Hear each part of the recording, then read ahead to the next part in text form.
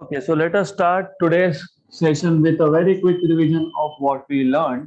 तो हमने last session में मतलब कल नया चैप्टर स्टार्ट किया था motion in a plane. Okay, तो मोशन के लिए हमको बेसिक वेक्टर्स के बारे में पता होना चाहिए था, और वेक्टर्स का मैंने आपको स्लाइड इंट्रोडक्शन भी दिया था कि वेक्टर्स क्या होते हैं एंड वेक्टर्स का मैग्नीट्यूड क्या होता है और डायरेक्शन क्या होता है, उसको रिप्रेजेंट कैसे करते हैं। So we will not go into that again, but by the way सबसे पहले हमने डिफाइन किया था what is motion, and as you remember motion मतलब change in position of an object with time with respect to some origin, some coordinate system. Okay, तो मान लो आपके पास एक ऑब्जेक्ट है, it was initially at some point, और मैंने बताया था कि इनिशियल पोजीशन को आप हमेशा ओरिजिन मानते हो, राइट। इससे पहले ऑब्जेक्ट कहाँ था, वी डोंट केयर। हमने जब ऑब्जेक्ट का ऑब्जर्वेशन स्टार्ट किया तब वो जहां पे था उसको हम ओरिजिन बोलेंगे। Then after some time if it is changing position with respect to this origin, then the object is said to be in motion. तो मोशन क्या था, change in position of object with time with respect to some origin और some coordinate system. Then हमने तीन type के motions को introduce किया था। नंबर वन था एक्सट्रीमली सिंपल रेक्टिलिनियर मोशन, मतलब स्ट्रेट लाइन मोशन, राइट। तो रेक्टिलिनियर मोशन कैसे डिफाइन करते हो? अभी जो मैंने आपको एग्जांपल दिया था वो एग्जांपल रेक्टिलिनियर मोशन का ही था, वो स्ट्रेट लाइन मोशन का ही एग्जांपल था।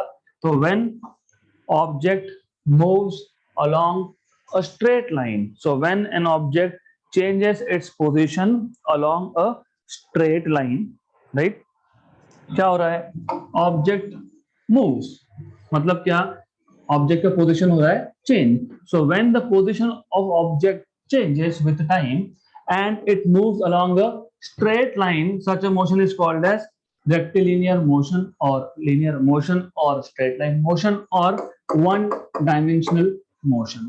आपको याद होगा ये था इनिशियल पोजीशन, ये है उसका new position, let us say it is at x distance from the origin.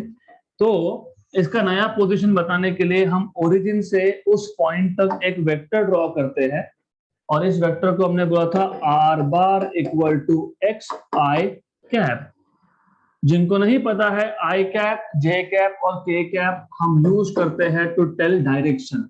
I cap मतलब along x axis, j cap मतलब ये होता है वाई डायरेक्शन, और के कैप ये होता है जेड डायरेक्शन।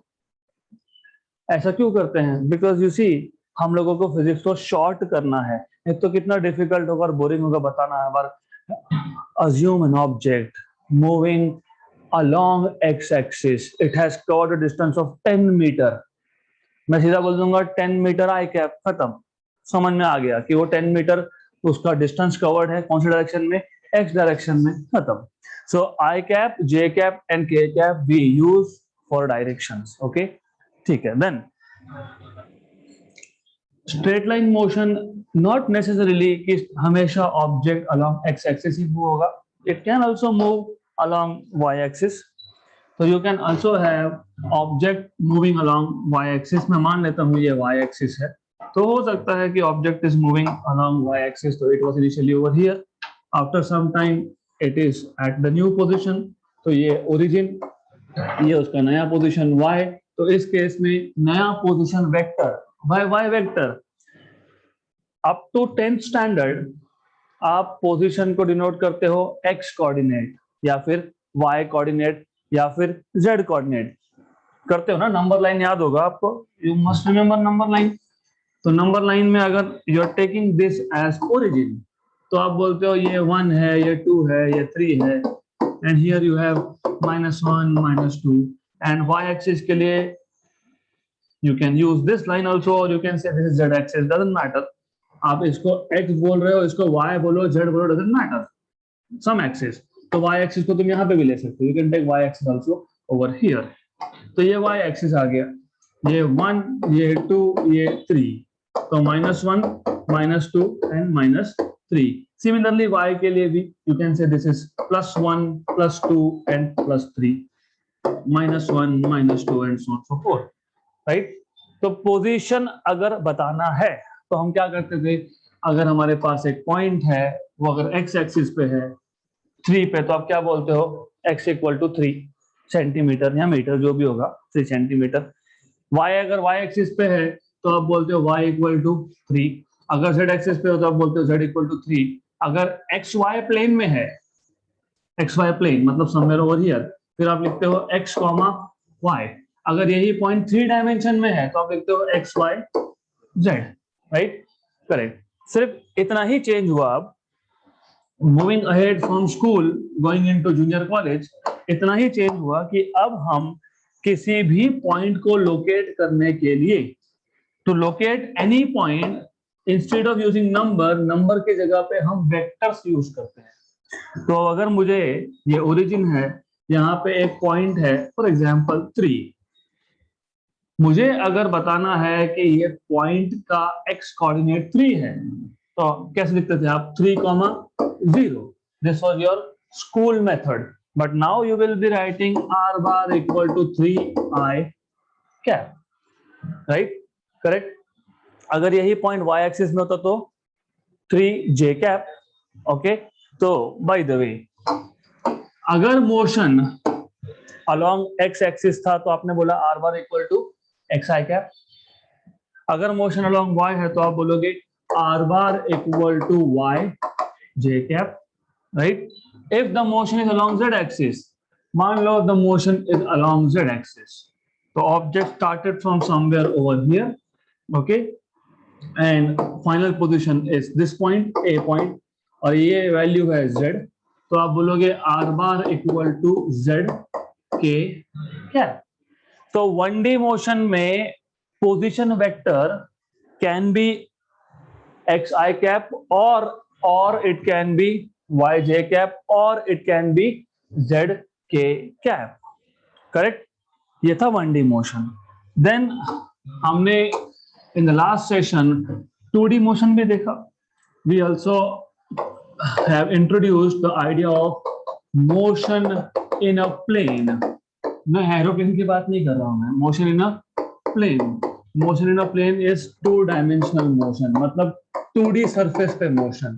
मैंने एग्जांपल भी दिया था, व्हेन यू प्ले कैरम, वो स्ट्राइकर को स्ट्राइक करते हो तो स्ट्राइकर का मूव होता है एक सरफेस पे मूव होता है. सरफेस मतलब 2 डायमेंशंस. जैसे कि ये बोर्ड है, दिस इज अ सरफेस. तो if I have a ball and if it is moving in this plane, this motion is 2-dimensional motion. अगर यही बॉल बाहर आ गया तो 3-dimensional motion. ओके. तो ये 2D मोशन है. तो 2D मोशन को रिप्रेजेंट करने के लिए 2 एक्सिस लगेंगे, कम से कम 2 एक्सिस. तो you can have motion in XY और XZ और YZ प्लेन. मान लो ये X एक्सिस, और आपको आदत है स्कूल से इसको Y बोलने की, कोई फर्क नहीं पड़ता, इसको Y बोलो, इसको Z बोलो, डजंट मैटर, इसको जो बोलना है वो बोलो. Only thing is x, y and z should be mutually perpendicular to each other. Okay. So if you want, you can call this as y axis also. कोई फर्क नहीं पड़ता है. So let us say originally, initially, object यहाँ पे था. Then this object starts moving. Right? When it is moving, इसका x coordinate भी change हो रहा है, इसका y coordinate भी change हो रहा है. So such a motion, when an object changes position with time, and if it moves in 2 dimension or in a plane, then such a motion is called as motion in a plane or motion in 2 dimensions, right? तो जब motion in 2 dimensions होता है, in that case position vector r bar is equal to xi cap plus yj cap. See the difference. 1D motion में एक object का position at any given time was given by only one component, सिर्फ xi cap. यहाँ पे क्या है, xi cap plus yj cap. क्यों? क्योंकि object is moving in 2 dimensions, right? Then we introduced motion इन 3D आल्सो. तो अगर आपको याद होगा, Next case was motion in 3 dimensions. Okay, motion in 3 dimension मतलब motion of an object just like in this hall. मेरे पास अगर एक बॉल है एंड मैंने उठा के फेंक दिया आपके पास, तो when I am throwing that ball, उस बॉल का x भी चेंज हो रहा है, उसका y भी चेंज हो रहा है और उसका z भी चेंज हो रहा है, राइट? तो there are 3 coordinates which are changing. Such motion is called as 3D motion. And of course when you talk about 3D motion, जब 3D motion की बात करोगे तो तीसरा एक्सिस दिखाना पड़ेगा. You cannot show only 2 axes. So let us say it is z axis. So if it is z axis, so at any instant position vector is given by xi cap plus yj cap plus z k cap, right? Clear? तो last lecture में हमने यहां तक किया था. So it was a very quick recap of what we did in the last session. तो last session में हमने सिर्फ इंट्रोडक्शन दिया था of motion in 1D, 2D and 3D. 1D में पोजीशन वेक्टर का एक ही कंपोनेंट दिखेगा, 2D में 2 और 3D में 3, right? Good. So now let us go ahead and study in detail what is rectilinear motion. और बाय द वे, अगर आपको चैप्टर का नाम याद है तो चैप्टर के नाम में ही है मोशन इन अ प्लेन. मतलब हमारा फोकस यहाँ पे होगा motion in 2 dimensions, right? So we want to study in detail what is rectilinear motion. In reality we want to study in detail motion in a plane.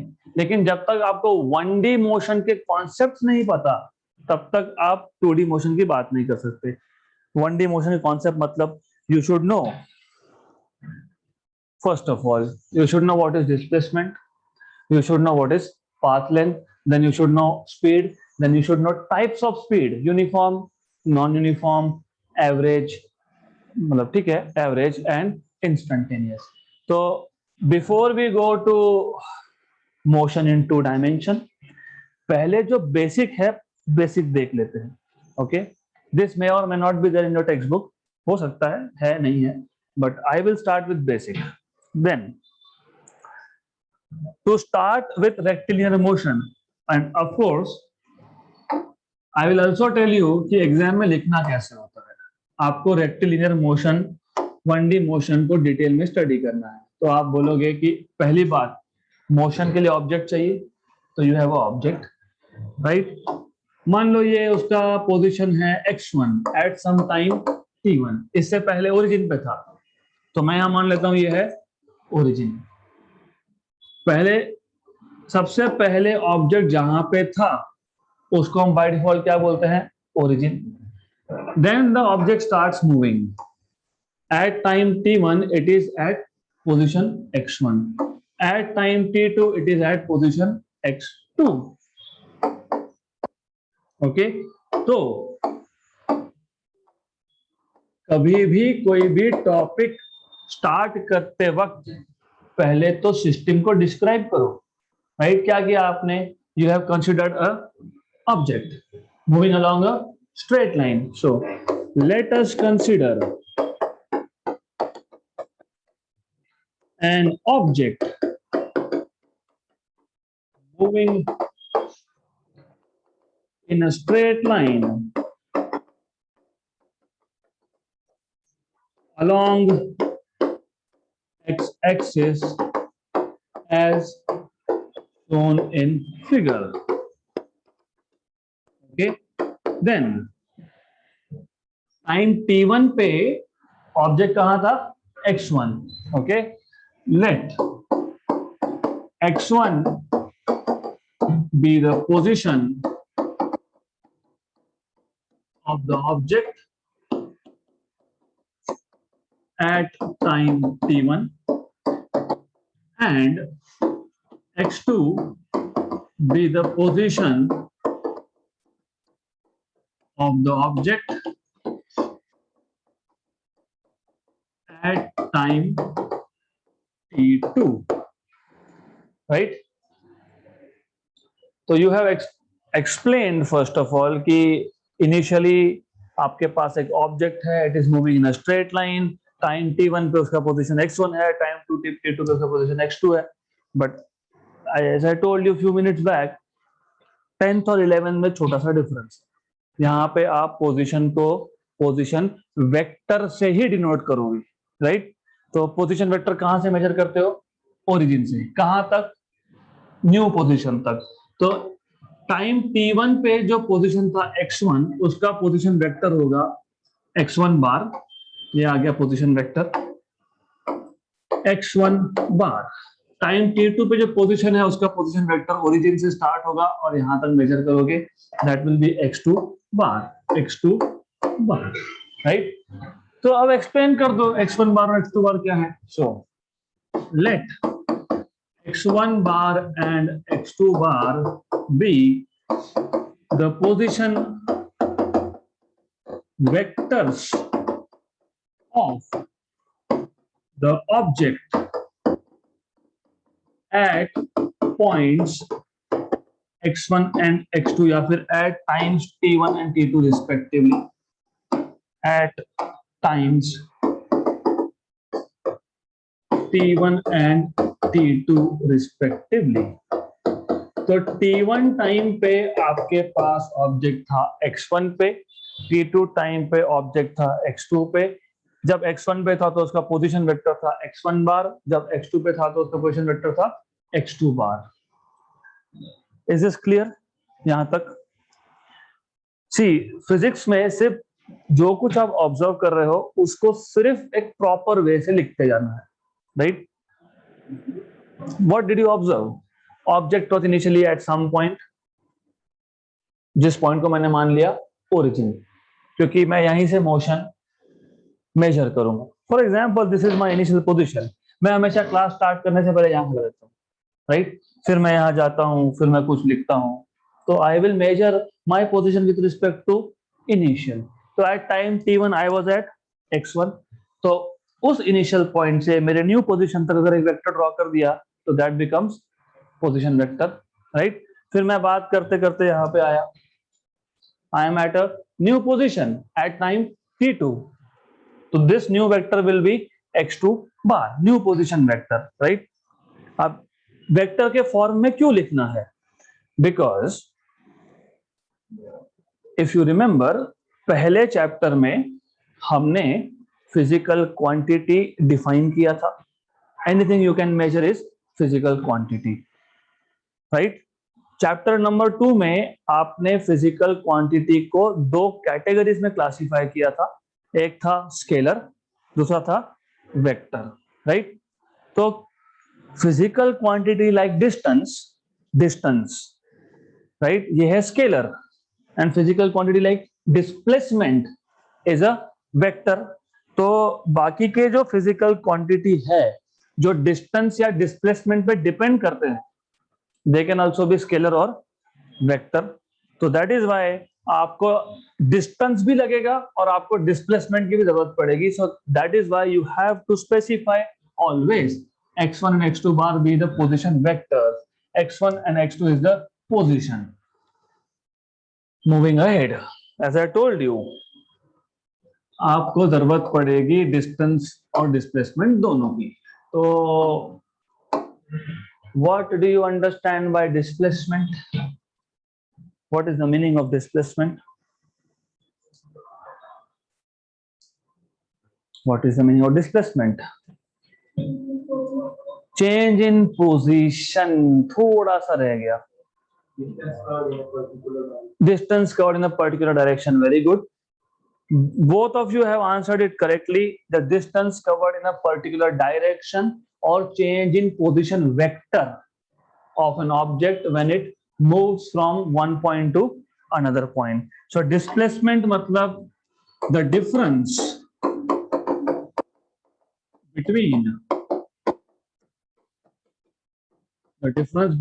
the position vectors, the difference between the position vectors of an object at two different instants of time, at two different instants of time, is defined as displacement, defined as displacement. Therefore, अभी intentionally मैंने पहले ही system को describe कर दिया है, और आपने displacement कैसे डिफाइन किया? The difference between the position vectors of an object at two different instants of time. इसका मतलब मैं अगर x2 बार माइनस x1 बार करता हूं, दैट इज डिस्प्लेसमेंट। याद रखना, इसको डिनोट करते हो s से, क्योंकि ये वेक्टर है तो ऊपर डालोगे बार, और बाय डेफिनेशन ये क्या है? डिफरेंस है। किसका डिफरेंस है?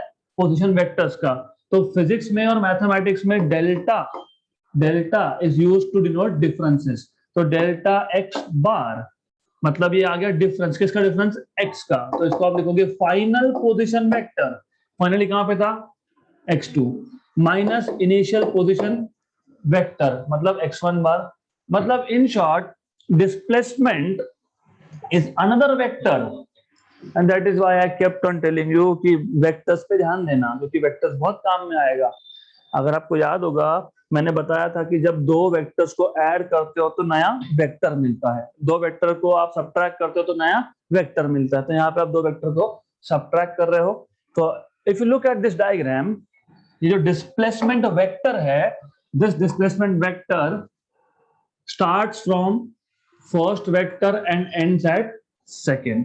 तो ये आ गया आपका डिस्प्लेसमेंट वेक्टर डेल्टा एक्स का पार, राइट? तो डिस्प्लेसमेंट इज अ वेक्टर। कहां से स्टार्ट हुआ? From initial position of object. कहां खत्म हुआ? To the final position of the object, right? Correct. Let us take an example, इसको कंप्लीट करेंगे। मान लेते हैं ये नंबर लाइन है, एक्स एक्सिस है, ये ओरिजिन है, यहाँ पे 1 है, यहाँ पे लेटर से 4 है।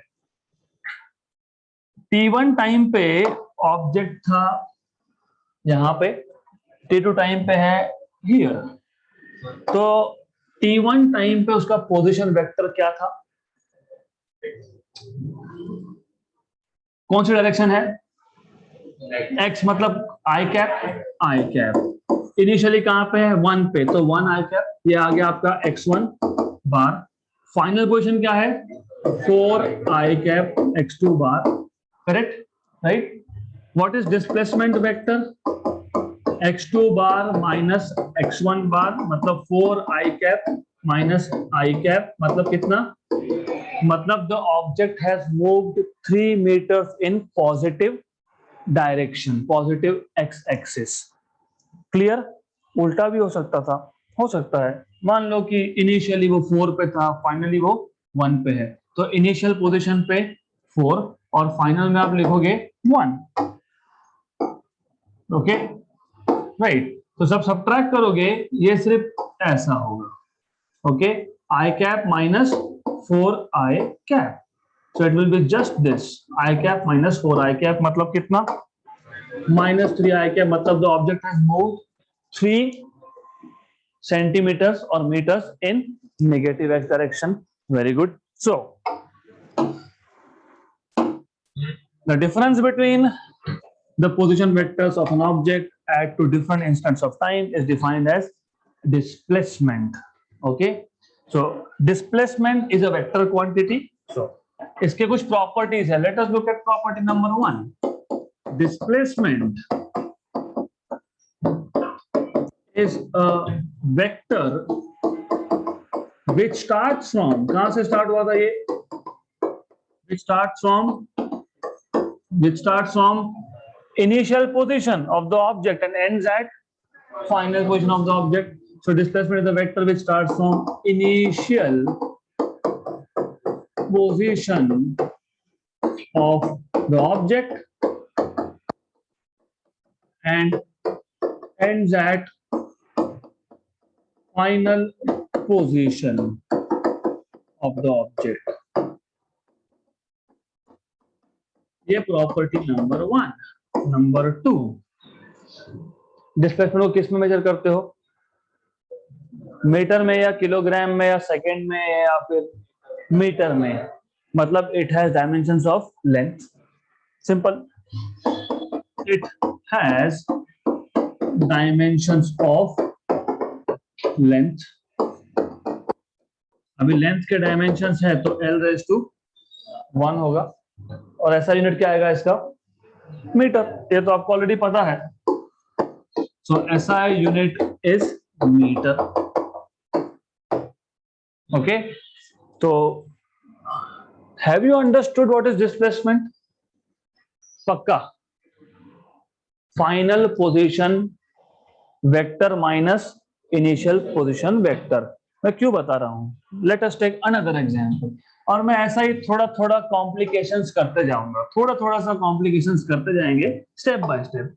मान लो इनिशियली ये 1 पोजीशन है, ये 4 पोजीशन है, यहाँ पे 9 पोजीशन है। मान ऑब्जेक्ट था यहाँ पे, यहां से गया यहाँ पे, फिर वापस आया 4 पे। What is displacement? 3 i cap. Okay, तो डिस्प्लेसमेंट के लिए सिर्फ इनिशियल पोजीशन और फाइनल पोजीशन मैटर करता है। नो मैटर वो कितना घूम के आए, कोई फर्क नहीं पड़ता। Whereas if I ask you what is distance covered, 1 to 4 is 3, 4 to 9 is 5, 3 plus 5 8, back to 4 plus 5 मतलब कितना, 13। 1 से 9 9, 9 से वापस 4, मतलब 1 to 9 is 8 and back to 4 8 plus 5 steps 13, right? तो ये जो डिस्टेंस कवर्ड है और डिस्प्लेसमेंट है, are they same? No, of course. तो that is where the next topic comes into picture, path length. So path length is nothing but the actual distance covered by the object while it is in motion, right? So path length, it is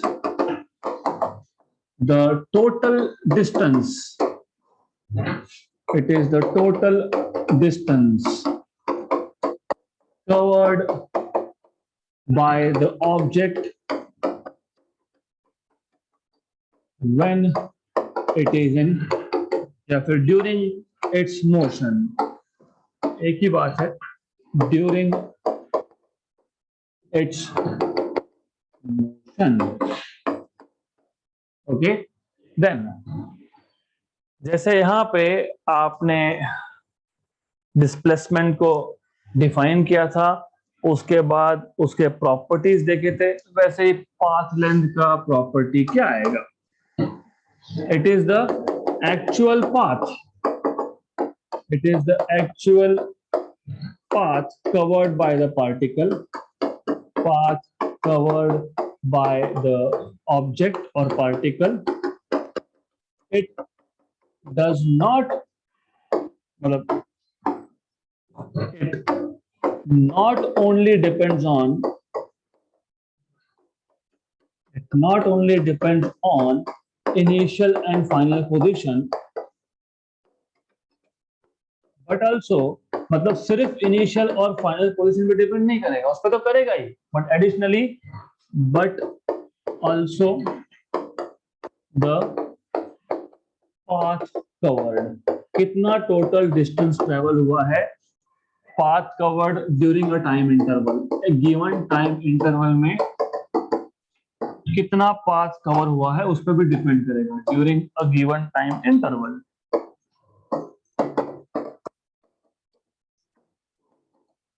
again इसका SI unit metre, it has dimensions of length, तो वो मैं नहीं लिखने वाला, आपको पता है, नोट्स में आ जाएगा, don't worry, you know it is length. Okay, एक इंपॉर्टेंट चीज थी यहाँ पे लिखी नहीं, आप लिख देते हैं, डिस्प्लेसमेंट हाँ लिखा है, is a vector quantity and path length is a scalar quantity. Path length is a scalar quantity, बाकी सब ठीक है, it has dimensions of length, SI unit is metre, CGS is centimetre, वो ठीक है, वो आपको पता है और नोट्स में आ जाएगा, तो don't worry about that. Clear यहां तक? अब नाउ द थिंग इज, मैं 2 क्वांटिटी डिफाइन कर सकता हूं, दोनों में नीचे आएगा टाइम, एक में आएगा डिस्प्लेसमेंट और एक में आएगा पाथ लेंथ या फिर डिस्टेंस कवर्ड, ठीक है, okay, right. Displacement upon time को आप बोलते हो वेलोसिटी, इसको बोलते हो स्पीड। अब क्योंकि अगर आपको सेकेंड चैप्टर अच्छे से याद है, मैंने बताया था कि फिजिक्स में अगर लेफ्ट हैंड साइड पे वेक्टर क्वांटिटी है तो राइट साइड पे भी वेक्टर आएगा। डिस्प्लेसमेंट वेक्टर है, टाइम स्केलर है, तो यहाँ पे डिस्प्लेसमेंट वेक्टर है तो वेलोसिटी भी वेक्टर ही बनने वाला है। तो ये vector and this is scalar, right. तो इवन दो डायमेंशनली सेम है, look at this, l⁻⁴ t⁻⁴ l⁻⁴ upon t⁻⁴, मतलब l1t-1 ये भी और l1t-1 ये भी मीटर पर सेकेंड में, ये भी मीटर पर सेकेंड में। They are dimensionally same but they are not the same physical quantities, okay. Velocity का मैग्नीट्यूड आप बोल सकते हो स्पीड है, magnitude of velocity is speed, okay. तो याद रखना, speed is a scalar quantity which depends on total distance covered upon time, whereas velocity depends on displacement and displacement depends on only initial and final position, right?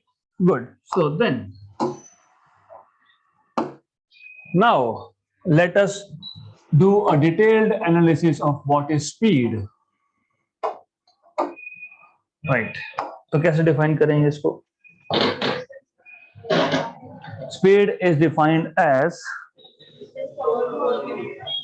the ratio of actual path length to that of time interval during which the motion took place, right? या फिर it is the rate of change of distance during the course of motion of an object. तो speed को define कैसे करोगे? You will say it is defined as rate of, ये याद रखना, physics में रेट ऑफ ऐसा लिखना मतलब डिनोमिनेटर में टाइम होता है, मैंने से रेट ऑफ मतलब डिनोमिनेटर में टाइम फिक्स कर दिया आपने। So it is defined as rate of what? Distance covered या फिर path length, rate of distance covered, okay, during the motion of an object, during the motion of an object. Or alternate definition, you can say it is the ratio of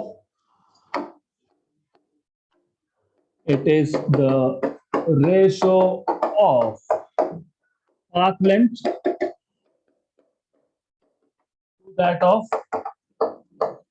to that of time during which the motion took place। जिस time में motion हुआ उतना ही time लेना है denominator में, और numerator में उतने टाइम में कितना डिस्टेंस कवर हुआ। So it is the ratio of path length to that of time during which the motion took place. क्योंकि मैं भी मूव हो रहा था, फिर मैं मूव होके रुक गया, राइट। तो जितना मैंने मोशन, जब मेरा मोशन चल रहा था उसमें जितना पाथ कवर किया है डिवाइडेड बाय जितने टाइम तक मोशन था, that is what you are suppose to take, right. एक बार ऑब्जेक्ट रेस्ट पे आ गया, उसके बाद का टाइम वी डोंट केयर क्योंकि object is now at rest, okay. होता है ना, बॉल को किक मार दिया, ball went from one position to another position, let us say 20 metre, in time let us say 5 second. तो व्हाट इज द स्पीड? 20/5 मतलब 4 metre पर second. फिर वहां पे वो 10 घंटे तक रखा रहा। आप अब स्पीड फाइंड करने के लिए ऐसा बोलोगे क्या कि distance 20 metre upon 10 hour plus 5 second. जब तक मोशन था तब तक ही, जितने टाइम तक मोशन था उतना ही टाइम लेना पड़ता है। So this is what you need to know. Then of course, speed is which quantity? Scalar or vector? Vector. Speed is a scalar quantity. Then number 2, dimensions of speed are dimensions of speed. ये आपको पता है, length पे depend करता है, upon T पे depend करता है। टी को ऊपर लाया तो L1 T -1। SI units are metre पर second. SI units are metre पर सेकेंड।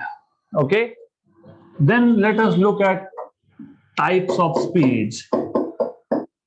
Types of speed. अब आप बोलोगे ये टाइप का क्या क्वेश्चन है? स्पीड तो स्पीड है, स्पीड तो स्पीड है, टाइप का क्या मतलब आया है? टाइप का मतलब है, सी टाइप मतलब क्या?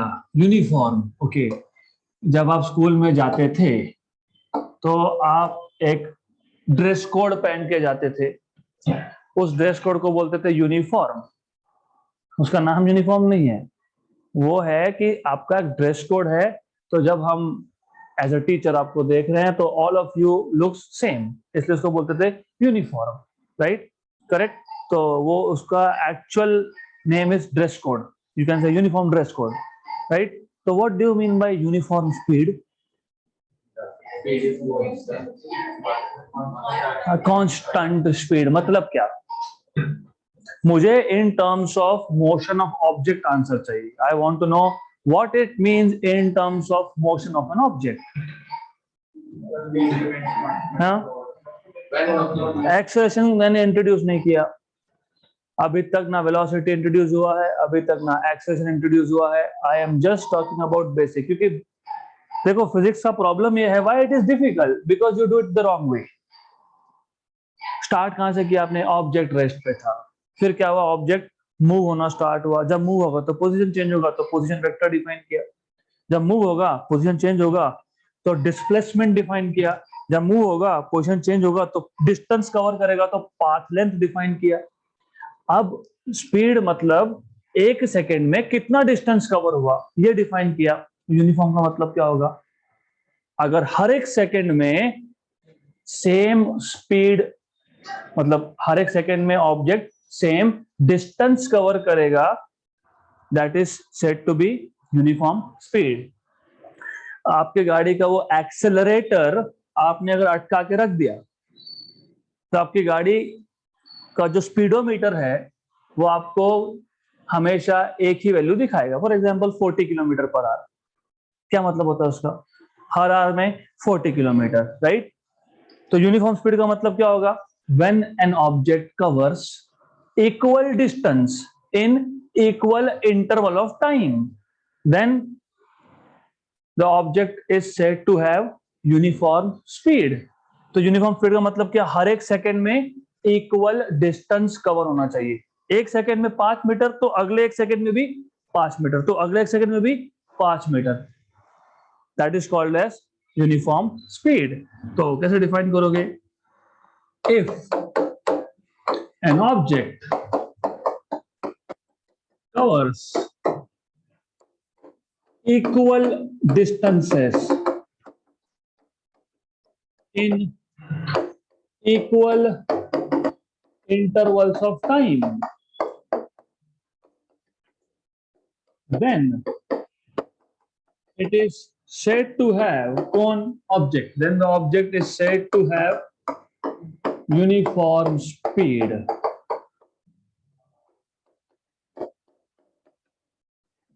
Okay, so this is what you need to know. If object covers equal distances in equal intervals of time, then it is said to have uniform speed, right? Uniform speed तो speed है, इसका भी unit metre पर second होगा, ये भी scalar quantity है, तो simple. Alright, is this clear? तो what will be non uniform speed? If an object covers unequal distances in equal interval of time, right? या तो ऐसा ही बोल सकते हो, when an object covers equal distances in unequal interval of time, ऐसा भी बोल सकते हो। So if an object covers unequal distances in equal interval of time. Normally हम टाइम के इंटरवल को इक्वल कर देते हैं तो डिस्टेंस को अनइक्वल, तो in equal intervals of time, then the object is said to have non-uniform speed. Non-uniform speed. Right? Clear? अभी तक हमने सिर्फ इतना ही देखा कि एक सेकेंड में हर बार इक्वल डिस्टेंस कवर किया, यूनिफॉर्म। अगर हर एक सेकेंड में अलग अलग डिस्टेंस कवर किया तो non uniform, right? What do you mean by average speed? What is the meaning of average speed? Average distance covered. Think, imagine, because this is what you do every day. If I ask you, आपका घर यहाँ से कितना दूर है, आप बोलोगे 4 kilometre, 5 kilometre, 10 kilometre. कितना टाइम लगा आने में? 10 मिनट्स। आपका स्पीड कितना था? 10 किलोमीटर पर मिनट, है ना? बराबर? नहीं तो कितना? 1 किलोमीटर पर मिनट, तो 10/10, तो 1 किलोमीटर पर minute, right? Without thinking you said 1 kilometre पर minute, but did you think मैंने घर से जब मैं निकला था बीच में कहीं रुका भी होगा, राइट? कहाँ पे स्पीड ब्रेकर आया होगा, हमने ब्रेक लगाया होगा। What you did? Simply total distance upon total time, उसको बोलते हो एवरेज। यूनिफॉर्म और नॉन यूनिफॉर्म में एक सेकेंड में कितना डिस्टेंस ट्रेवल हो रहा है उसके ऊपर आपने डिफाइन किया। If the object covers equal distances in each second, that was uniform. If it covers unequal distances in 1 second in each second, then it is non-uniform. But when you talk about average speed, total distance by total time. When you go from here to some other city, मान लो 100 kilometre पे कोई city है, 100 kilometre, and आपको लग गए 100 minutes, क्योंकि होता तो नॉर्मली यही है, कैलकुलेशन वही होता है। बाय द वे, जब आपकी गाड़ी का स्पीडोमीटर आपको बताता है ना कि your speed is 60 kilometre per our, it is telling you that कि 60 किलोमीटर कवर करने के लिए आपको 1 आवर लगने वाला है। अगर 40 दिखा रहा है तो इट इज टेलिंग यू कि you can cover only 40 kilometres in 1 hour, okay? तो normally what happens is when you go from one city to another city, आप यही करते हो, total distance by total time. तो फिर एवरेज लगा लेते हो, एवरेज ही लगाते हैं ना, कितने स्पीड से है। अभी 8 लेन के हाईवे पे तो कोई 40 किलोमीटर चलेगा नहीं, they will be travelling with 100 kilometre per our, और सिटी के अंदर आते से ही 20 किलोमीटर पर आवर। तो नॉर्मली एवरेज स्पीड की जब बात होती है तो it is the ratio of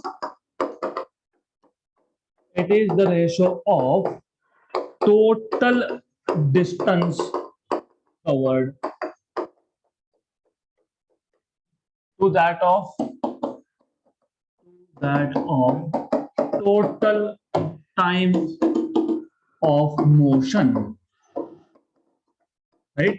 Irrespective of what happened in between, गाड़ी पंचर हुआ, I don't care, पेट्रोल खत्म हो गया, I don't care, petrol pump पे रुके पेट्रोल भरने के लिए, I don't care, भूख लगा था, I don't care, total distance by total time, so that is average speed. Then अब देखो इतने सारे टाइप के स्पीड है, यूनिफॉर्म है, नॉन यूनिफॉर्म है, एवरेज है, फिर आगे इंस्टेंटेनियस भी है। तो अभी नोटेशन डिसाइड करने पड़ेंगे। मैं सब किसको तो सेम नोटेशन से नहीं रिप्रेजेंट कर सकता, even though all of you are in 11th standard, I can not call every one of you with the same name. तो इसका भी वैसा ही है, सेम ही है, लेकिन क्या करें अब। तो एवरेज के लिए डेल्टा एस या फिर delta X, that is nothing but total distance. Delta क्यों बोल रहा हूं?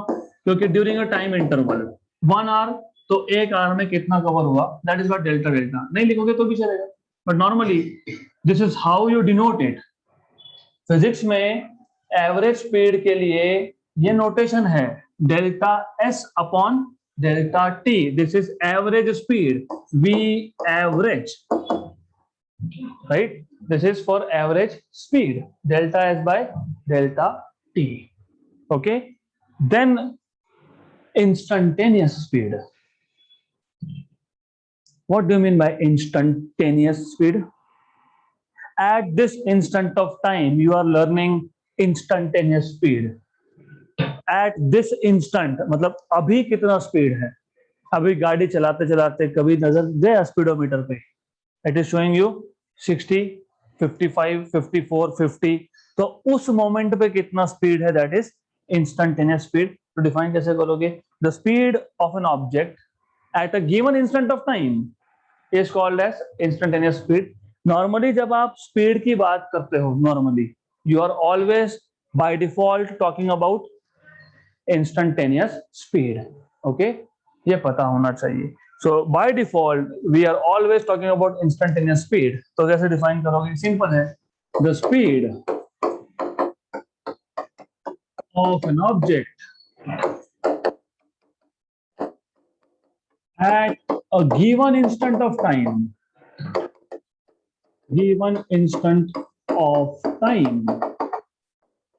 is called as its instantaneous speed. Now, अब इसका नोटेशन का तरीका पहले मैं लिख देता हूं एंड बाद में समझाता हूं कि क्या मतलब है उसका. एवरेज के लिए आपने delta S by delta T use किया था. इंस्टेंटेनियस के लिए आप delta S by delta T limit as delta T tends to 0 ऐसा लिखते हो. Did you start limits in mathematics? No? कोई प्रॉब्लम नहीं है. तो एनीवेज ये नोटेशन है, पहले नोटेशन समझ लो, फिर ये लिमिट्स क्या है मैं बताता हूं आपको. तो सिर्फ एक ही चेंज है, यहाँ पे आपने कोई लिमिट नहीं लिखा था, यहाँ पे आपने लिखा है लिमिट डेल्टा टी. अभी ये एरो साइन मतलब गोज टू 0, डेल्टा टी मतलब टाइम का इंटरवल गोज टू 0. तो याद रखना, इसको रीड कैसे करते हैं? Limit of delta S by delta T as delta T tends to 0. Tends to 0 मतलब गोज टू 0. अब बार बार इतना बड़ा लिखेंगे क्या हम लोग? Becomes tedious. क्या बार बार लिमिट लिखते रहना है? तो इसलिए हम इसको लिखते हैं D S by D T. तो डी लिखना, D S by D T लिखना मतलब you are talking about which speed. Delta लिखना मतलब एवरेज. अब समझ लेते हैं कि ये लिमिट का मतलब क्या है. लेट अस से we started our journey from city A and we went to city B. A से निकल के B पे पहुंच गए.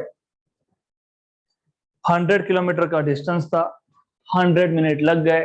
तो एवरेज स्पीड आपने बोल दिया 1 किलोमीटर पर मिनट. बट देन मुझे पता करना है कि इन बिटवीन कोई और एक सिटी आई होगी, और जब आप सिटी से क्रॉस हो रहे थे तब आपने कुछ विंडो के बाहर देखा, कोई एक स्टैचू दिखा.